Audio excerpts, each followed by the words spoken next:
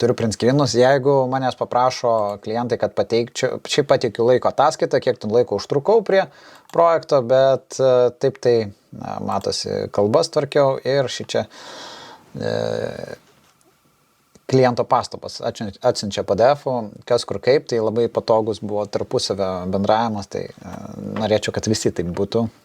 bet būna kaip būna. Tai tiek laiko yra sugaišta. Jeigu pinigais kiek kainavo tokią svetainę paleisti, tai čia irgi buvo prieš tai, kas tenais yra,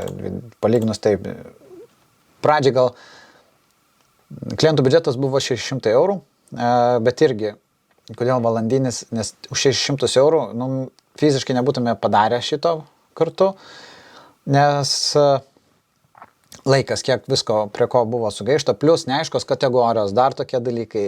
nedarėm ko nereikia ir prieš tam tikrus darbus visą laiką pasitardavom, ar reikia, nereikia, nes kad nebūtų belė, kad būtų.